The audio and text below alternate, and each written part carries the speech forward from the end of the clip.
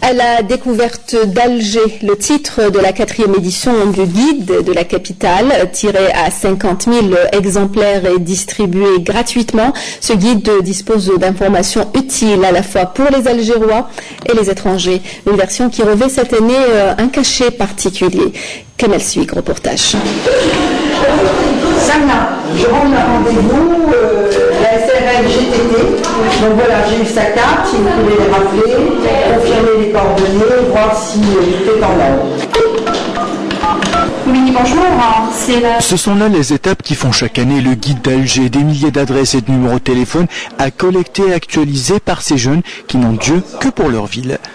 Au départ, ce guide d'Alger a été fait pour montrer qu'Alger était une ville où on pouvait se promener, où on pouvait visiter, et qui était une ville comme toutes nos grandes capitales, et qui n'avait aucun souci dans Alger. C'était ma première préoccupation.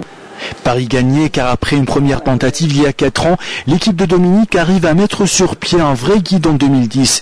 Puis l'aventure continue avec cette découverte d'Alger version 2012 et pas n'importe quelle version. Chaque année on essaye de développer un thème. Cette année évidemment c'était le cinquantenaire. Donc nous avons essayé de montrer qu'est devenu Alger depuis ses 50 ans. On a parlé de l'eau.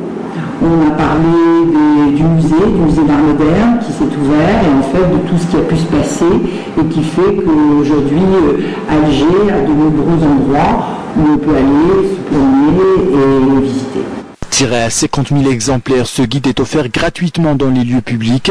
On le trouve bien sûr à l'aéroport, au niveau des hôtels, mais aussi dans des restaurants comme celui-ci. On a aussi le code de session. Et les clients se l'arrachent. Ce qui est bien dans ce guide, c'est qu'on découvre des adresses intéressantes. Déjà là, je vois le club là, de remise enfants qui est juste à côté de chez moi. Alors c'est vraiment sympa.